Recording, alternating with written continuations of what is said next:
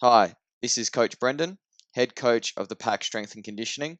Today I'm going to go over the Engine Room desktop and also the Engine Room 12-week aerobic program.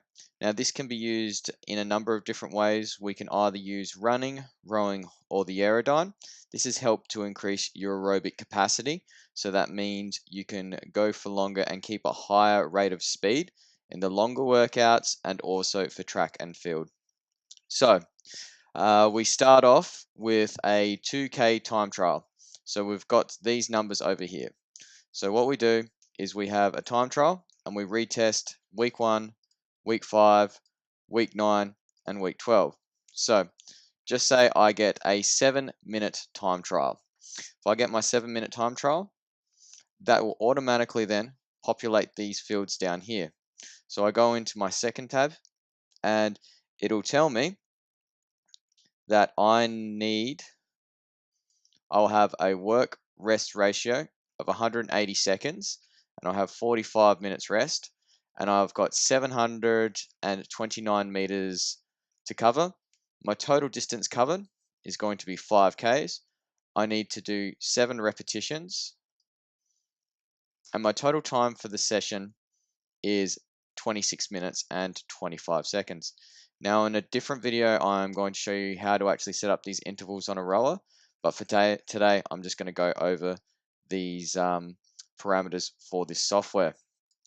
So here we can see that the intensity does increase. So we're using a 2K time trial pace just over here. And then we either increase or decrease. So we're starting off at a lower than our 2K time trial pace, but we're covering a larger amount of distance. Right here, we've got the MAS, or the maximum aerobic speed intensity. We can see this reflected in a chart. We've got the total session time here. We've got the work rest ratio. We've also got the total distance covered. Now these graphs are available in every single tab. So if we go on to week 2, we can see we've gone up to 95% of our 2K time trial pace. These are our meters. This is our new prescribed meters at this intensity. Now, of this particular week, we can also see that we're going up in duration and the work ratio increases, but the rest stays the same. This is to help increase our stamina. Now, this is going to be different throughout all the 12 weeks. Some weeks we're going to be lifting up the intensity and having shorter bursts. And then some weeks we are going to have a lower intensity. And then we are going to have a shorter rest period as well. So then we come here to our week 5. So now, as you can see here, week 5, our time isn't populated. So we come back over here and we fill out. So we retest and just say I got an improvement, or my time has gone up to 6 minutes and 30 seconds. I have had an 8% improvement of my time trial pace. Then I come back over here and then I can see that that new time trial has been put into these particular brackets and has populated all these fields. We also have a few fitness tests that I'd like you guys to adhere to. So right down here, we've got a classic fitness test of governing your difference between your lactate or anaerobic and your aerobic engine, and what is your rate of speed between the two. So let's just say I did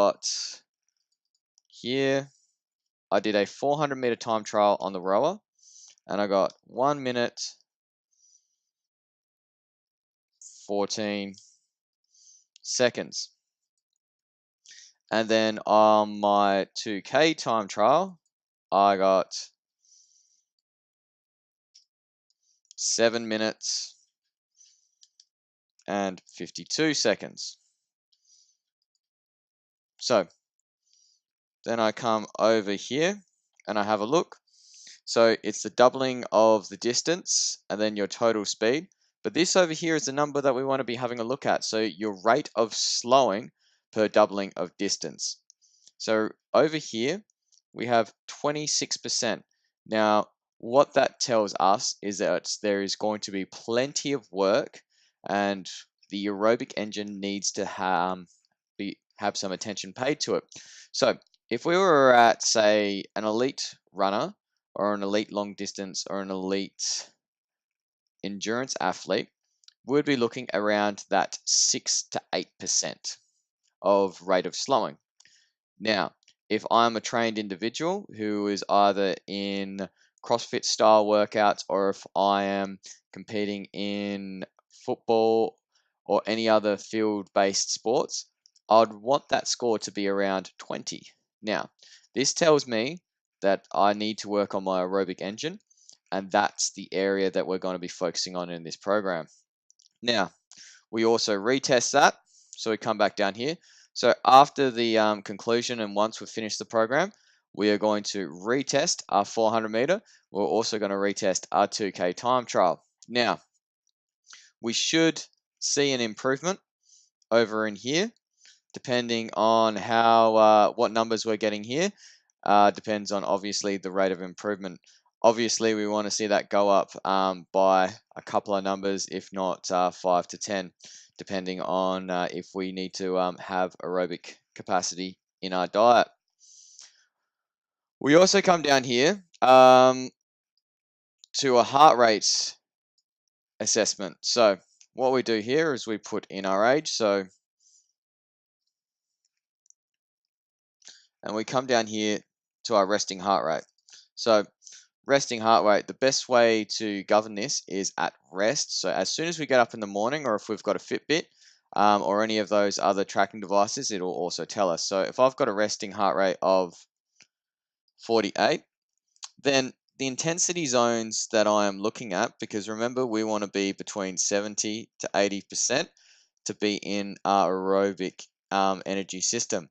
So these are the two parameters that I would be looking at if I was looking to maintain a heart rate. Now, this is just a bit of extra data that we can use off of. We do not need a heart rate monitor to actually commence this program because the time trials should govern our VO2 max, but it's just a little bit of knowledge. So just a quick recap on how to use this program. So starting off, we do a 2K time trial. We put in our numbers here for our first week. We get our set distances. So these are the numbers over here. So we get 180 seconds working time. We've got 45 seconds of recovery. And we need to cover 729 meters in that 180 seconds. And we're going to do that 7 times. Now, it's really important that we stick to these time parameters. We don't want to smash this out and say 150, 140.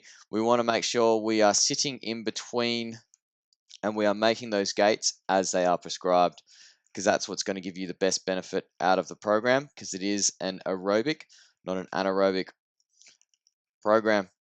If you do have any questions in regards to this, shoot me a message on Facebook or contact me at contact@thepacksc.com. Thank you, and I hope you enjoy this program.